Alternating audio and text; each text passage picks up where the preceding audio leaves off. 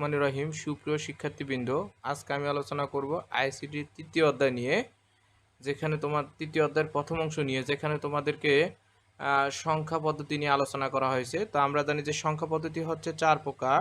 1 নম্বরে হচ্ছে বাইনারি সংখ্যা পদ্ধতি, 2 নম্বরে হচ্ছে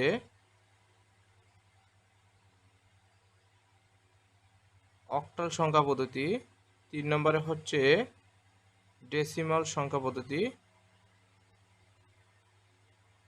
ডেসিমাল বা দশমিক সংখ্যা পদ্ধতি,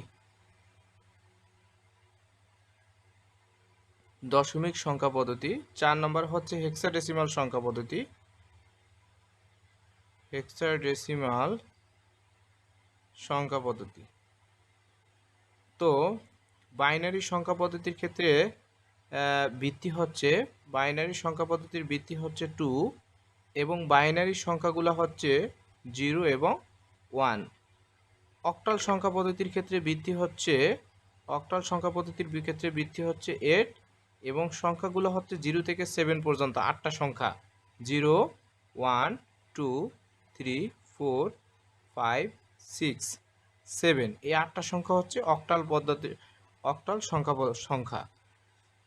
এবং দশমিক সংখ্যা পদ্ধতির ক্ষেত্রে ভিত্তি হচ্ছে 10 আর দশমিক সংখ্যাগুলো হচ্ছে 0 থেকে শুরু করে 9 পর্যন্ত, অর্থাৎ 10টা সংখ্যা, 0 1 2 3 4 5 6 7 8 9, এই 10টা সংখ্যা হচ্ছে আমার ডেসিমাল সংখ্যা। হেক্সাডেসিমাল সংখ্যা পদ্ধতির ক্ষেত্রে ভিত্তি হচ্ছে 16 এবং এর সংখ্যাগুলো হচ্ছে 0 1 2 3 4 5 6 7 8 9 এবং এরপরে 9-এর পরে যে সংখ্যাগুলা, সেগুলো আমরা হেক্সাডেসিমাল সংখ্যার ক্ষেত্রে আমরা ইংরেজি ক্যাপিটাল লেটার দিয়ে সাধারণত সেগুলোকে চিহ্নিত করে থাকি। যেমন 9-এর পরের সংখ্যা হচ্ছে 10, 10 না লিখে আমরা সেটাকে এ দ্বারা চিহ্নিত করি, 11-এর পরিবর্তে বি দ্বারা চিহ্ন করি এবং 13-এর পরিবর্তে আমরা সেটাকে সি দ্বারা চিহ্নিত করি। এরপরের সংখ্যা হচ্ছে ডি, তারপরে হচ্ছে 15-এর ক্ষেত্রে আমরা ই দ্বারা চিহ্নিত করি। অর্থাৎ এই যে এই 16টা যে সংখ্যা এগুলা হচ্ছে আমার হেক্সাডেসিমাল সংখ্যা।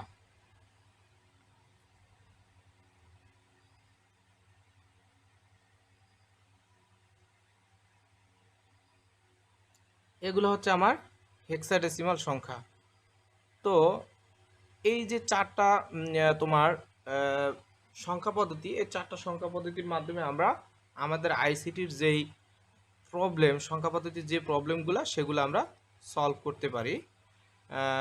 যেমন কোনো একটা সংখ্যার, সাপোজ আমরা প্রথমে একটা এক্সাম্পল দেখাই যে বাইনারি থেকে কিভাবে আমরা সেটাকে দশমিকে নিব, বাইনারি থেকে দশমিক। তো বাইনারি থেকে দশমিকে নেওয়ার জন্য আমাদেরকে প্রথমে কিভাবে যে জিনিসটা ফলো করতে হবে সেটা লক্ষ্য করো। যে ধরো সাপোজ একটা বাইনারি সংখ্যা আছে 1 0 1 0 1 1 0 1, এটা হচ্ছে বাইনারি সংখ্যা, এটাকে আমরা দশমিকে নিব। তো এই বাইনারি সংখ্যাটাকে দশমিকে নিব কিভাবে, একটু লক্ষ্য করো যে বাইনারি সংখ্যাটাকে আমরা দশমিকে কিভাবে নিতে পারি। তো এটা দশমিকে নেওয়ার জন্য 1 0 1 1 0 1।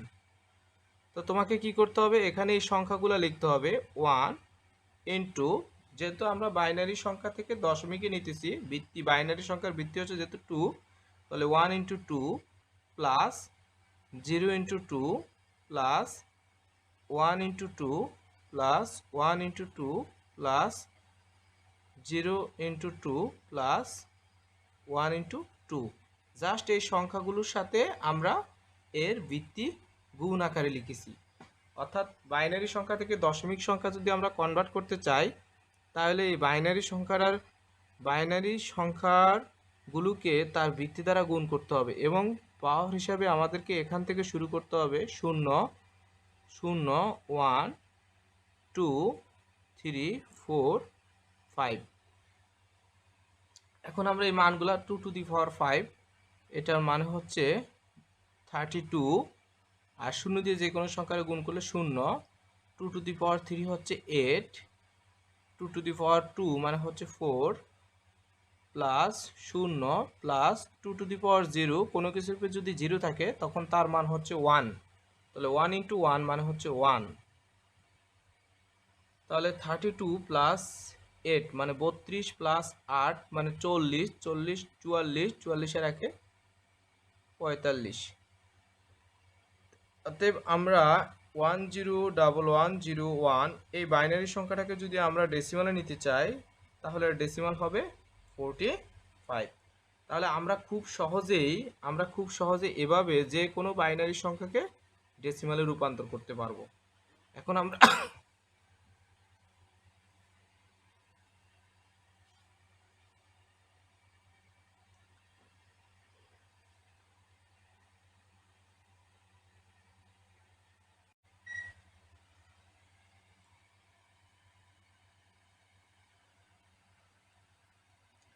তো এখন আমরা দেখব যে কোনো একটা সংখ্যা বাইনারি বা অক্টাল বা ডেসিমাল অথবা হেক্সাডেসিমাল কিভাবে সেটাকে আমরা আইডেন্টিফাই করব।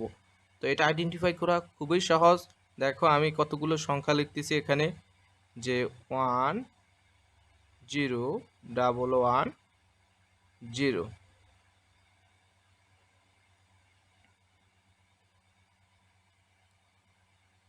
আরেকটা সংখ্যা লিখতেছি, দেখো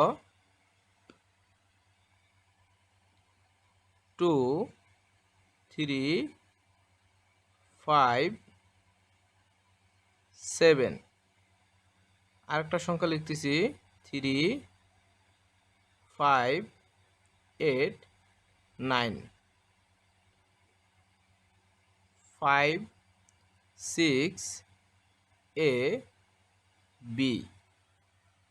একটু লক্ষ্য করো, দেখো এই যে এই সংখ্যাটার ক্ষেত্রে এই যে আমি প্রথম যে সংখ্যাটা লিখতেছি 101101 এই সংখ্যাটার মধ্যে সবগুলোই সংখ্যা কিন্তু আমার 1 এবং 0 দ্বারা গঠিত, সুতরাং এটা হচ্ছে একটা বাইনারি সংখ্যা। এরপরের সংখ্যাটার ক্ষেত্রে দেখো 2 3 5 7 এই সংখ্যাটার মধ্যে আমার 0 থেকে 7, এই যে দেখো এখানে 0 থেকে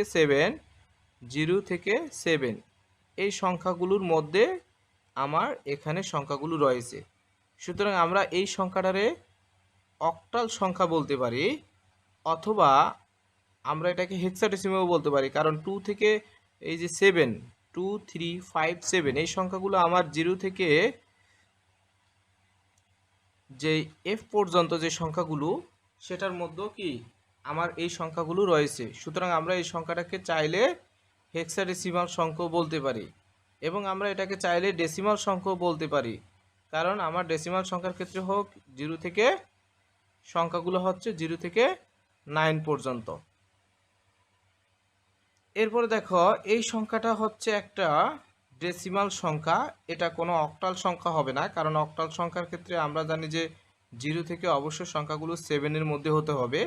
এখানে দেখো 8 এবং 9 সংখ্যা রয়েছে, 8 এবং 9 আমরা জানি কখনো অক্টাল সংখ্যা হতে পারে না, সুতরাং এটা হবে একটা ডেসিমাল সংখ্যা। পরেরটা হচ্ছে অবশ্যই একটা হেক্সাডেসিমাল সংখ্যা, ক্যাপিটাল লেটার ইংলিশ যে ক্যাপিটাল লেটারগুলো রয়েছে A এবং B এগুলা মূলত হেক্সাডেসিমাল সংখ্যার ক্ষেত্রে হতে পারে।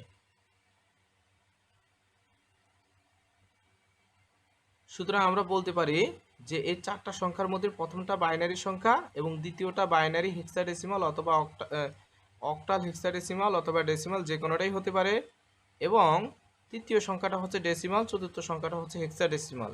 এখন আমরা একটা সংখ্যা লিখতেছি, সাপোজ দেখো যে 3 7 8 5 2 বৃত্তি দিলাম আমরা 8। দেখো এই সংখ্যাটা সঠিক কিনা আমরা এটা যাচাই করব।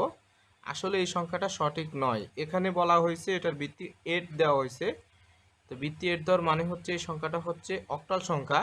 তা আমরা জানি অক্টাল সংখ্যা হচ্ছে 0 থেকে 7 পর্যন্ত, যেহেতু আমার এখানে 8 সংখ্যাটি এটার ভিতরে রয়েছে, সুতরাং আমরা বলতে পারি এটা একটা অক্টাল সংখ্যা হতে পারে না। আজকে পর্যন্ত সবাইকে ধন্যবাদ, আমার চ্যানেলটি সাবস্ক্রাইব করে দিবে।